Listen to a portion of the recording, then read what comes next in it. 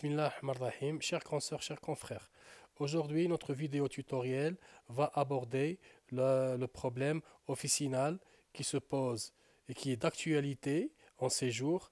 C'est la loi 109.12 sur les mutualités. Dans ce vidéo explicatif, nous allons essayer d'être le plus bref et le plus simple possible afin que tout le monde comprenne de quoi il s'agit. Cette caricature faite par moi il y a bien longtemps est très explicite. Pas besoin de l'expliquer, c'est une image qui veut tout dire. Donc, si on n'est pas vigilant, c'est ce qui peut nous arriver dans pas longtemps. Alors, on entend toujours la loi sur la mutualité, la loi 109.12. En fait, de quoi s'agit-il? Alors, cette loi sur la mutualité, la loi 109.12 comme ce chiffre l'indique, a été déposée au Parlement en 2012. Mais chose peu courante, elle a été déposée à la deuxième chambre. C'est-à-dire, normalement, les lois doivent passer par la première chambre, ensuite, ils passent par la deuxième chambre, et enfin, ils retournent à la première chambre. Mais cette loi, elle a été déposée directement à la deuxième chambre, où elle a été amendée, c'est-à-dire où elle a été changée. Après être approuvée par la deuxième chambre, cette loi repassera par la première chambre où elle sera adoptée définitivement. Alors, lors du dépôt de cette loi en 2012, tout était normal, la loi était normale et courante. Je parle de la loi sans modification, puisqu'elle ne permettait pas l'ouverture de centres de soins. Quand je dis centres de soins, c'est les cabinets, les cliniques, les cabinets pour ophtalmologistes ou opticiens, et surtout les pharmacies, chose qui nous concerne.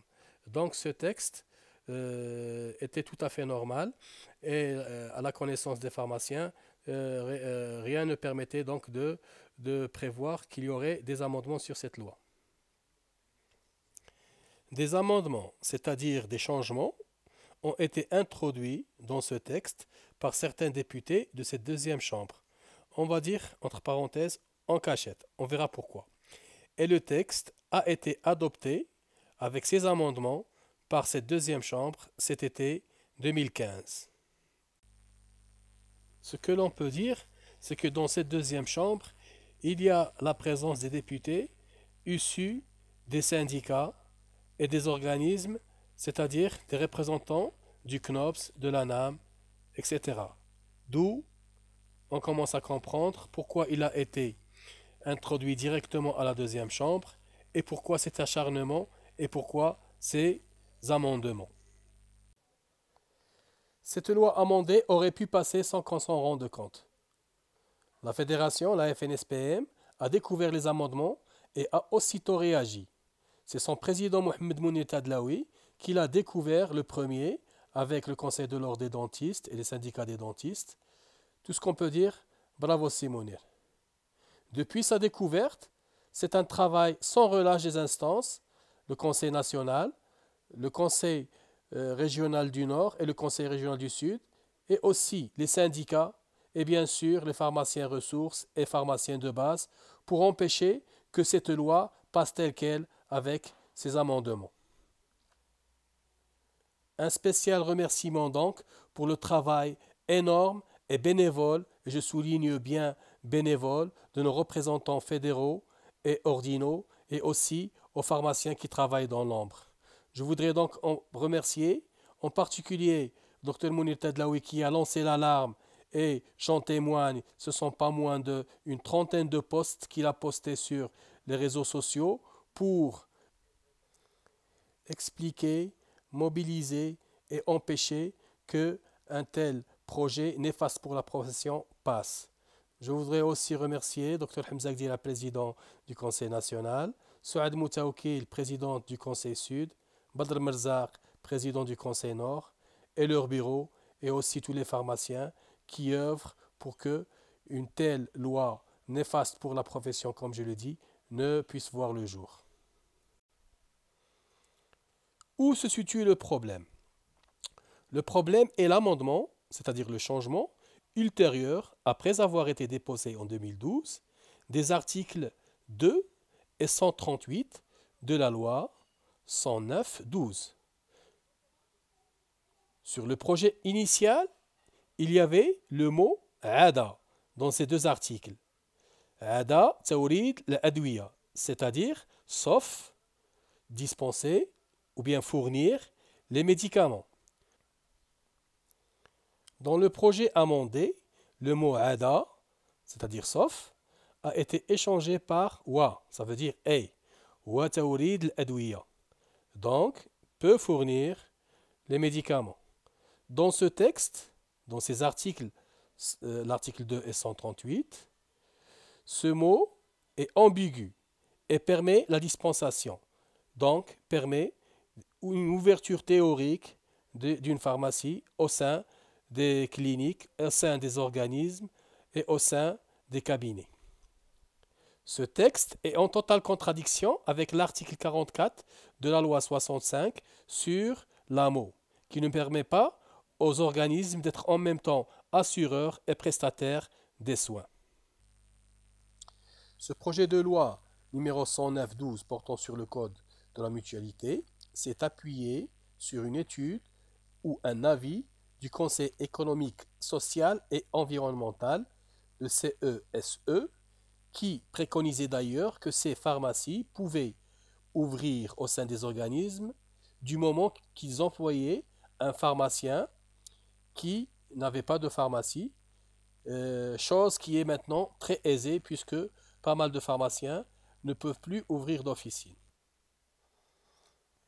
Alors le texte est au milieu d'une vive polémique entre certaines mutuelles soutenues par les centrales syndicales et le ministre du Travail, dont le rôle n'est pas clair, et soutenues aussi par la presse et les mass médias, et les représentants des médecins et des pharmaciens du secteur privé, épaulés par une partie de la majorité gouvernementale.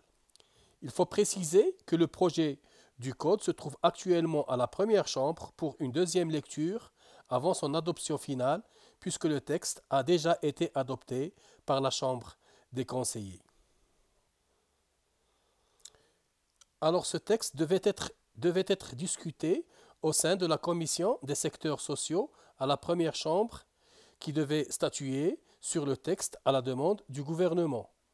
Cette commission est divisée et un lobby puissant œuvre pour que le texte soit accepté tel quel, c'est-à-dire avec ses amendements. Cette commission n'est pas arrivée à trouver une solution et elle a renvoyé le vote à la première chambre du Parlement. L'examen et le vote du projet de loi 109/12 portant code de la mutualité était programmé hier, lundi 20 juin 2016, à la première chambre. Nous sommes le mardi 21 juin 2016 et je suis encore en train de travailler sur cette vidéo. Donc c'est un travail très très récent. C'est le gouvernement qui a demandé le report du vote des députés pour des raisons qui n'ont pas été dévoilées. Ça, c'est ce que dit la presse, les raisons qui n'ont pas été dévoilées. Donc, les pharmaciens attendent que les amendements de la discorde soient supprimés en première chambre du Parlement. Mais dernière nouvelle, c'est-à-dire il n'y a pas plus d'une heure, il paraît que la commission des affaires sociales au sein de la première chambre du Parlement va se réunir encore une fois pour décider du sort de cette loi, et cela le jeudi 23 juin 2016. Donc, affaire à rebondissement et affaire à suivre. Je vous tiendrai au courant si il se passe quelque chose. La mobilisation est totale chez les pharmaciens. La FNSPM, la Fédération et les conseils nationaux Nord et Sud travaillent d'arrache-pied pour sensibiliser les parlementaires. Le Conseil national et les conseils Nord et Sud, qui sont les représentants moraux de la profession, sont en discussion permanente avec et le gouvernement et les parlementaires de la première chambre, puisque c'est eux qui doivent voter la suspension de ces amendements. Et bien entendu, la fédération et les pharmaciens ressources sont aussi à la tâche. La fédération, qui est le bras syndical, se mobilise aussi pour défendre la profession, avec des sittings et des grèves si nécessaire. Et, je vous le promets, ils ne laisseront rien passer qui puisse nuire à notre profession ou aux intérêts légitimes et justes des officinaux.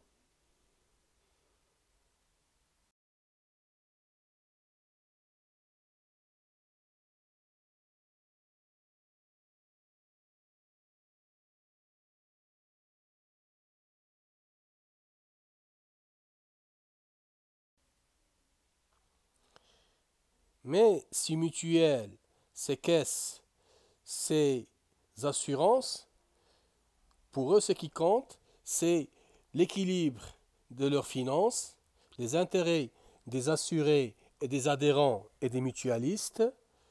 Donc, comme toujours, les mutuelles voudront acheter les médicaments.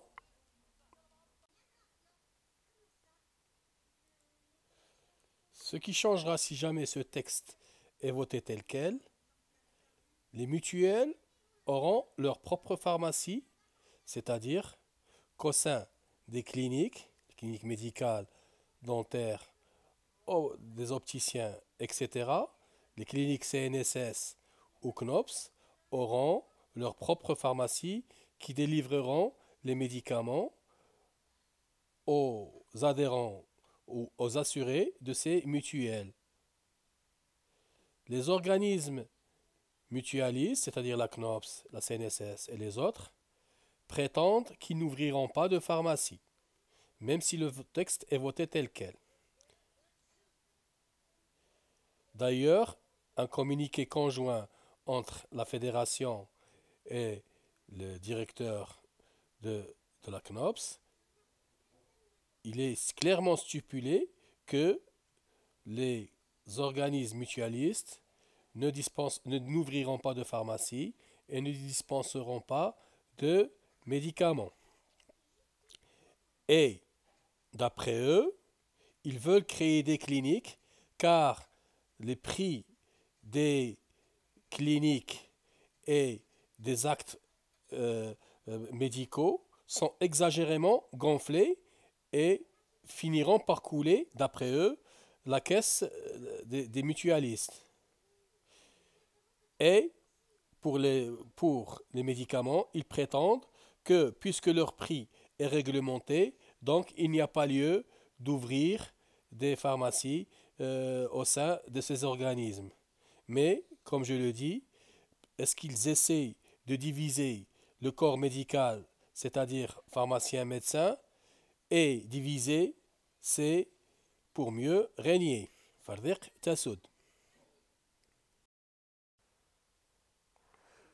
Au meilleur prix, c'est-à-dire en achetant le moins cher possible via des appels d'offres avec des sommes colossales et ils vendront, ou bien je ne dirais pas dispenseront, mais ils vendront les médicaments pour leurs adhérents, les mutualistes, et pas que les mutualistes, puisqu'ils pourront vendre ces médicaments à tous ceux qui se présenteront dans leur clinique, qui sortiront de leur clinique avec des ordonnances, et ainsi ils pourront vendre ces médicaments avec des prix défiant toute concurrence, allant jusqu'à 100%, voire plus, du prix des médicaments. Donc, on ne parle plus ici des médicaments chers, des médicaments onéreux, des médicaments pour les maladies graves et coûteuses, ou bien du tiers payant, mais on parle des médicaments pour des maladies courantes, c'est-à-dire on parle de tous les médicaments qui seront disponibles dans ces pharmacies qui se trouveront, si cette loi est votée, au sein des cliniques, au sein des organismes mutualistes. D'après ce que l'on sait, et ce n'est pas sûr, une majorité des parlementaires, dont les parlementaires de la majorité, c'est-à-dire le gouvernement, et même le gouvernement, le ministre de la Santé, sont contre cette loi et prétendent qu'ils ne la laisseront pas passer. Ils nous assurent qu'ils ne la voteront pas. D'ailleurs, le vote a été reporté et aux dernières nouvelles, il aura lieu cette semaine. À voir. Mais, faut-il croire les politiciens? Surtout que c'est une pétition des syndicats et des mutuelles, CNOPS et CNSS. De plus, cette année est une année électorale. À cela, il faut ajouter que la presse populiste est contre le pharmacien à 100%. De plus, ils obligeront tous ceux qui auront une mutuelle, CNOPS ou CNSS ou autre, à s'approvisionner directement dans ces pharmacies. Sinon, leurs adhérents, leurs mutualistes, ne seront pas remboursés. Ce sont donc plus de 35% des Marocains, tous titulaires de la mutuelle, qui sortiront du circuit des officines, soit 80% du chiffre d'affaires annuel qui s'évaporeront et qui sortiront du circuit des pharmacies. À ajouter à cela que cela donnera aux autres les mêmes idées, c'est-à-dire les mutuelles privées, les banques, les assurances, qui pourront procéder de la même manière puisque cela se fait chez ces mutualistes.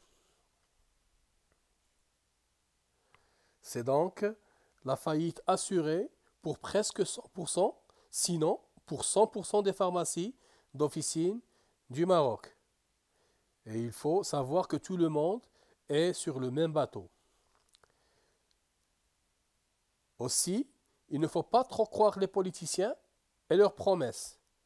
Et surtout, redoubler d'efforts pour sauvegarder les intérêts légitimes et justes de notre profession.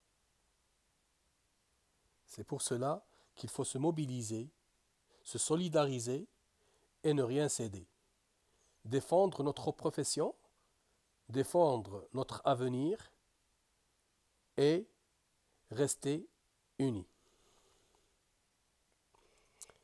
Cette vidéo explicative arrive à sa fin. J'espère qu'elle vous aura aidé à mieux comprendre ce problème. Je vous prie d'être indulgent avec ce travail qui est bénévole et qui est fait, comme toujours, avec les moyens de bord. Si vous voulez soutenir ce travail, vous pouvez le partager, le soutenir, le compléter et l'aider, car c'est un travail qui vise avant tout à aider les pharmaciens et autres à mieux comprendre les problèmes inhérents à notre profession. Et à la prochaine, Inch'Allah.